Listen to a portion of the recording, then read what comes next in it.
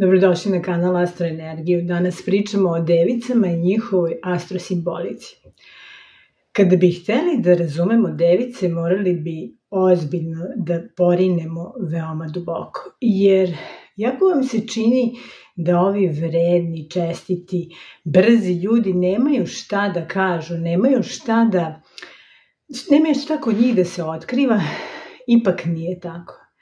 Jer ovi pomalo dosadni, pomalo brbljivi, pomalo zvocavi ljudi su upravo otkrili ono što je najvažnije na ovom svetu, a to je da žive u procesu sadašnjosti.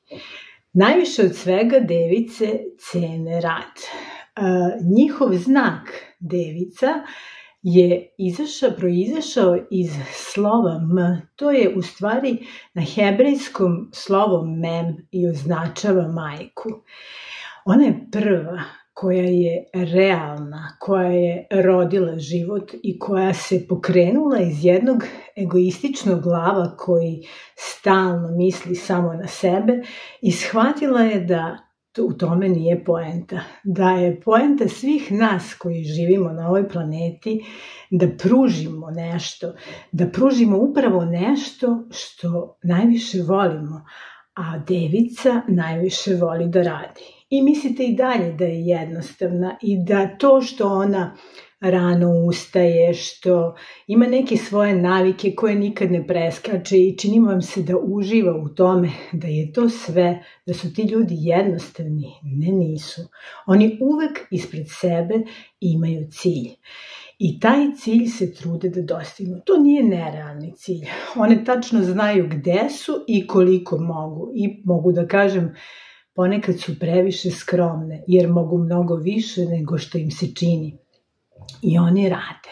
Međutim, one ipak pripadaju promenljivoj grupi znakova, jer njima vlada brzi, intelektualni, ali isto tako promenljivi Merkur i zbog toga te svoje ciljeve menjaju ih stalno. A zašto ih menjaju? Zato što se uplaše. Uplaše se u onom trenutku kada su veoma blizu cilja i kada pomisle da više neće imati šta da se radi i onda sebi postave novi cilj. Što još znamo o devicama? Znamo o devicama da čvrsto veruju u sebe, a to je zbog toga što one se trude da urade sve same. Zašto device rade same? Zato što ne veruju nikom. Baš ako moraju da nekom prepuste neki deo, neki segment rada, procesa posla, one to itekako čvrsto nadgledaju i onda ih to vodi u jednu drugu krajnost, a to je da ponekad sitničare ili su previše pedantne za nas ostale znakove. To su device. A gde one moraju da stignu? Proizašle su, kako sam već rekla, iz glava, a treba da stignu u intelektualnu vagu. Jer čini vam se šta se toliko umaraju, šta toliko stalno moraju da rade, kad jedna intelektualna vaga koristi, isto vazdušni znak, koristi svoj intelekt da ne bi toliko radila. Ona misli kako bi mogla da izbegne upravo taj rad. Ne, devica voli da radi, jer kao što sam rekla, ona je izmislila proces rada, ona je shvatila zašto smo mi svi ovde. Device su čedne, device su jednostavne, device su čiste, device su perfekcionisti. Ovog puta stvarno ne mislim na ono što smo davno prevazišli, one čedne devojke kako su device najčešće prikazane. Međutim, vi sigurno poznajete one neke device koje su onako i lenje pomalo, i nisu tanke, i čini vam se aljkavi i tako dalje. Ali verujte mi da svaka od njih u svom životu, u nekom svom segmentu ima deo gde je itekako savršena, itekako perfekcionista i itekako traži da sve bude cakum pakum. Zato moramo da zavirimo u njihove natalne karte i da pronađemo to neko mesto gde se devica daje ponekad i previše.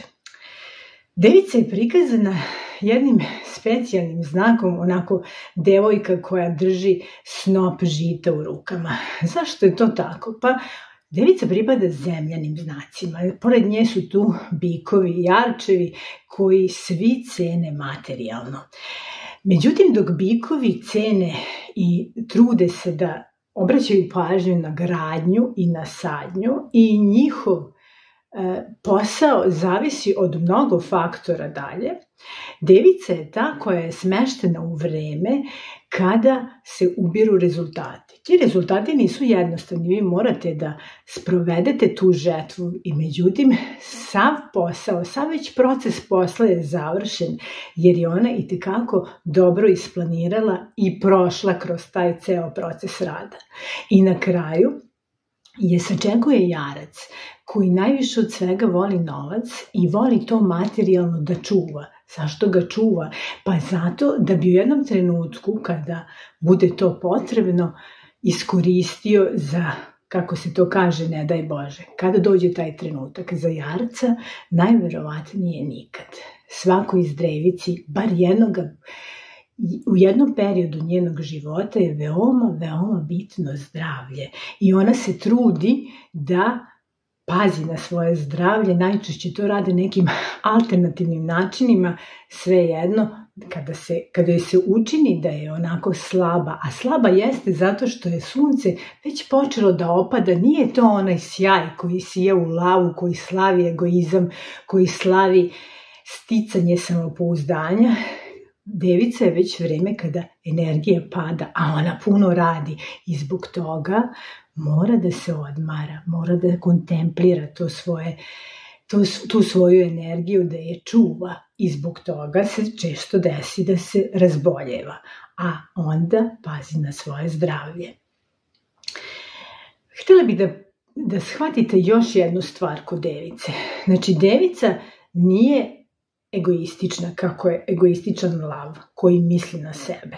Devica slavi proces posla. Devica je ono zrno koje je moralo da umre, da se preobrazi u proizvod. Ona je celu sebe unela u taj proizvod i zbog toga na tom proizvodu piše ona mala etiketa handmade i vi znate da je to stvarno kvalitetno, ali isto tako znate da te device više nema, jer se cela unela u to što je radila. Iz devica izlazi iz ja, prodire u univerzalnu svest i postaje pravi službenik kreacije koja služi baš za to da svi ostali znaci koji dolaze iza nje jednostavnije i lakše prođu kroz život. Nadam se da vam se dopao ovaj video.